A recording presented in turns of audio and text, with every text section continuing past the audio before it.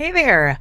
You are listening to the In Kinship Podcast, a podcast for makers who crave a vibrant, joy-filled life on their own terms. And I'm your host, Tina Vandenberg. I am so grateful to have you here. This is the start of our next season of Kinship. Thank you for your patience as we had a little bit of a hiatus, but we are back with the podcast. And today I've been thinking a lot about the making process, I suppose, and how it feels to work through the challenges that can come with making. So here, let me just jump right in. I made this dress. If you're watching the video, you can see it. It's a red knit dress. It has pin tucks on the front. It has snaps down the button placket. It's got a gathered skirt, actually pleated. It has all these different elements, and it's what I'm working on for my latest course with ease that's going live right now. And right now it would be March of 2025.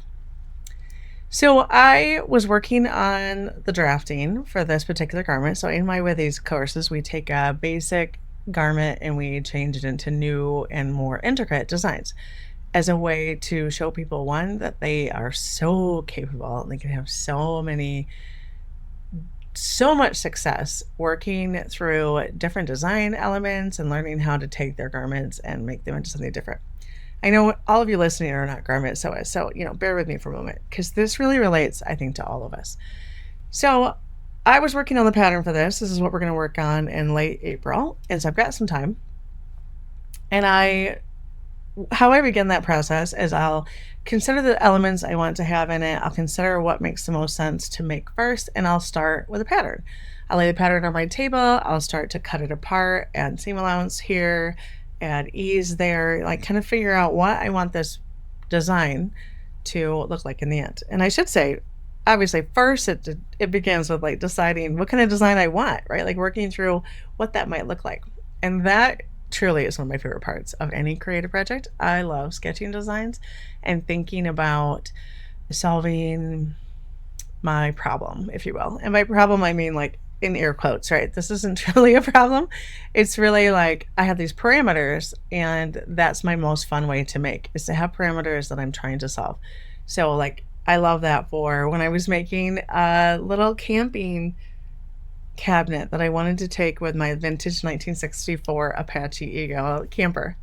I wanted this little wooden cabinet that opened up and had all of the supplies in it for the kitchen. So I began that process by thinking about, all right, how big should it be? How big can I easily carry? Where will all my supplies fit? And I actually got my supplies out and I laid them out and made measurements. So all of that to say, it's like one of my favorite parts of the creative process. And so for sewing clothing, it's also one of my favorite parts. So I'll take the pattern and I'll start to figure out, now that I have the design and I know I have a mood board, typically, I know what it is I want to create. Now I'm looking at the actual individual pieces of creating it. And so I had all of my pieces out and I developed all the pattern pieces that this particular garment would need. And I decided, because this garment had a lot of gathering in the skirt, I wanted it to have a lot of drape.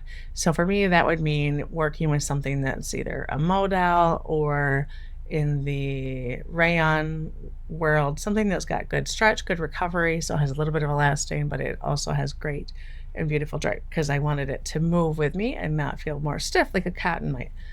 So I picked out my fabric and I ordered it.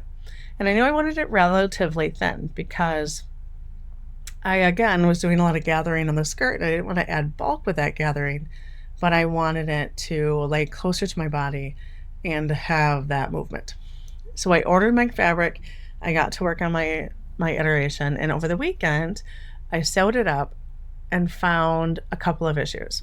One, once I got the bodice done, I realized it was completely see-through, which does not exactly work. And I could have worked with that, because I actually love the problem-solving aspect that comes with figuring out how to make my design or how to alter it to make it work when it's not quite working out. So I could have lined it, but I didn't order enough fabric for that to actually happen. I had an idea that I wanted to try out for the neckband and for the button placket. So I tried out this idea of a really sculpted, shaped button placket and neckband that were all one piece. And I found it to be incredibly fiddly to sew. And so I thought that's probably not what I want to teach people in my course.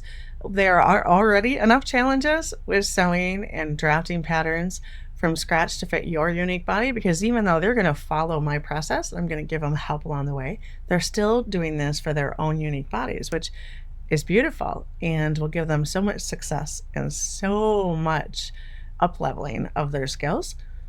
But it's enough challenge, right? Like, we don't need to push ourselves off giant cliffs. We can just like jump off of medium cliffs. We don't have to do all of that. So this bodice did not work out. And I found that familiar frustration. And I'm guessing you can probably relate to this. When you're working on something and it does not work out how you want it to, and you feel like just balling it up and throwing it in the corner and going and doing something else, like maybe scrolling on social media or some terrible idea like that. I'm guessing you have a similar response, because I definitely see this a lot in my courses, in my workshops, and my retreats that I have. Is like there's this moment like you're working through, you feel that frustration, something, you get a hurdle, and then you're like, oh, this isn't going to work. None of it's going to work. I can't do this. And like it was this snowball, right? The snowball effect of like all the ways in which we, in fact, are not enough. And of course, that's not true. It's never true. It's just part of the learning process. It's part of the working through something.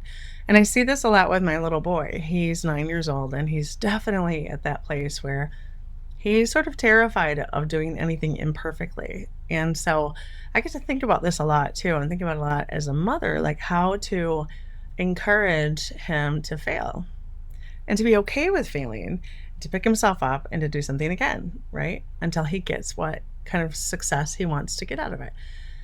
And I realize that probably the only way that's going to happen with my 9-year-old boy, what I'm working on as a mom, for those of you who want to know, is I'm working on ways to help him regulate his nervous system when he feels the stress of failing, because he really gets a lot of anxiety when he feels that he has failed, and he just really struggles. And I hate to see that. So we've been working on different mindfulness techniques, which help me a lot in my own journey. And so I'm trying to incorporate that more into his life. But ultimately, is he has to fail. He has to try things that he's not inherently great at the first moment, or there are circumstances he didn't expect. He needs to work through those and realize like, oh, I can do this actually, and have success in the end, whatever that success is defined as. And sometimes that's not like in the recent Break the Rules of Sewing series that we just did in January. Sometimes that isn't like a finished perfect product. That isn't always what success is. Sometimes success is that you've learned something, you feel really settled in what you've learned, and you can move on to something else. You don't have to continually walk that path until you get that sort of perfect result. However, this particular dress I was working on, I needed a perfect result. And by perfect, I mean just really good. Because I'm teaching this class and I need to be able to fine tune the processes of it so that I can easily show it to other people and they can have success. And so that first iteration did not work out. And I felt that familiar feeling of frustration and stress around something not working, and sort of those inherent not good enough feelings that can come with that. And so I had to walk away. I imagine you know what that's like. I had to walk away, I had to do something else. And then on Sunday, I went back to it. And I thought, all right, I've got a different fabric. I actually cut the bodice off of the dress I was working on and made a tank top bodice for it. So now I have this, because it always feels good, right, to be able to utilize what you were working on. Although I do encourage us as artistic humans, as makers, to like also be okay with being curious enough to work through the process until you get to the end of it. And if you have some iterations that are purely samples and don't have an end result, I think that's beautiful too. I can get sort of hung up on whatever I make has to have some kind of utility to it. Otherwise, I have wasted my time, I have wasted my materials, I've non-sustainable, all of these things. But ultimately, if we're looking at the larger goal, if we're looking at the bigger picture, we are growing as humans. And the more that we stretch ourselves as we grow, the faster we're going to become masters at whatever it is that we're doing. And so also be okay if you cannot use the garment that you are working through, if you have to start fresh and you can't use it. But it was exciting. I say all of that, but it was exciting to be able to put a tank top bodice onto that skirt and waistband and feel like I had something that I would enjoy wearing this summer. And then I have to let go of it. Although I'll probably use it in my class to show, like, here's why this didn't work. Because ultimately, whenever you're making something, I know you know how this is, whether that's cooking something or painting something or woodworking or whatever it is, ultimately, there's so much thoughtful decision making that goes into creating what you want, especially as you get into the mastery aspect of it. If you're brand new, there is kind of a beauty to like not knowing what you don't know and just jumping in and having sort of wild and crazy success. Like that's a super fun thing as well. But as you get more mastery and you want to have more predictable success, then knowing what you're looking at and why it worked and why it didn't, I think is a good moment. I think it's a good pause, right? A pause in the creativity to say, all right, what did not work about this? I actually think that's a great pause in life in general. Like, you know, that I really enjoy planning sort of the feeling that I want to have for the year. And I don't do so much planning as far as exact details. It's more like I want to feel like this. I want to feel expansive. I want to feel vibrant. And so now I know, like, here are some things that make me feel expansive. Here are some things that make me feel vibrant. How do I add those to my life? I think it's important to stop at various intervals and say, what's working and what's not? And why didn't this work? Could it be tweaked to work better? Could I add in more friend walks? And would that make me feel better both physically and spiritually? So like all of that is a learning opportunity. And the more you learn, like the better you can make your choices in the future so that you can have more predictable, I guess, success. Although you should always leave a little room for magic, a little room to like, I don't know what's going to happen here. Let's see how it goes. Because how fun is that? Right? So I'm at that point. I worked through it. I found a different fabric and I slowly worked through the process again, changing the things I knew that were challenging about the first iteration so that I could simplify it for myself, but also for the students that I have coming in April on it. And so I then had this beautiful dress that I finished. And I took some time to do some hand sewing on it, which feels like a beautiful thing. And part of it is that, like, I love doing a little hand sewing in my garments, but I'm incredibly resistant to it because I have this idea that I want to accomplish and get something finished in a certain amount of time. I have this time dearth, or I'm really working on changing that for myself because the little bit of hand sewing I did on this garment, like I actually hand sewed where my snaps are actually rivets, which is a story for a different day. But I actually hand sewed where they were going to be so that I could try it on and see how it looked with some negative ease. So I'm wearing this garment that is actually smaller than my body because it's a knit garment, so it can stretch once it gets onto my actual body. And so I wanted to see what it looked like once I had my snaps in place. And I thought, I was very proud of myself for doing that. I was like, yes, good job. Like, way to do a little recon so that you know you're going to get what you want. You don't have this moment of like, I love this dress. I hate where the snaps were placed. I hope nobody notices. Because, you know, they're going to notice. It's like front and center. And like, I think there's those little spaces where we are sort of short changing ourselves, doing a quick little shortcut on what it is we're trying to achieve, that we have some room for growth, right? The moments where I'm like, I don't need to do that, I'll just go this way, are the moments that like, they don't feel light filled and curious and happy. They feel like scarce, like I'm working in scarcity and I don't want to work in scarcity. And that doesn't mean I won't ever take shortcuts, but if the shortcut doesn't feel giddy and light filled, then I don't want to take it, right? That's kind of my new judgment on whether a shortcut should be taken. If it feels good and it feels light, great. If it feels like I'm letting myself down, let's not do that anymore, right? Life is this beautiful experience, no matter what's happening outside of our individual lives.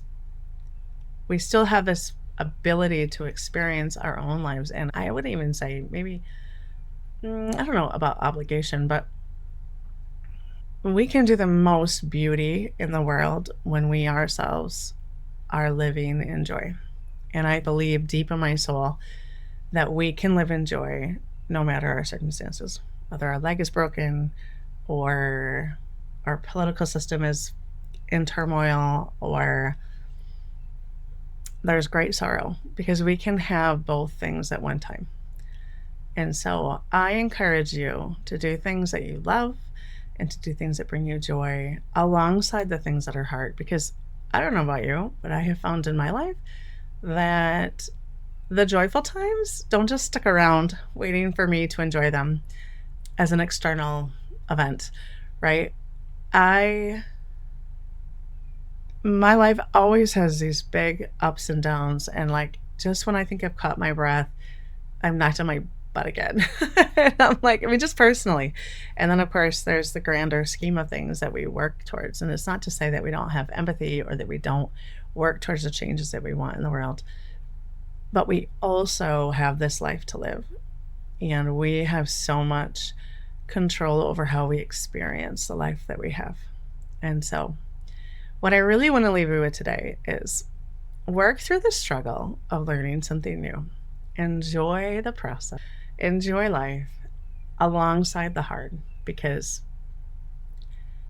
at least as far as I know, they're always together. So, thanks for listening today. I hope you have the most beautiful day, and I will talk to you soon.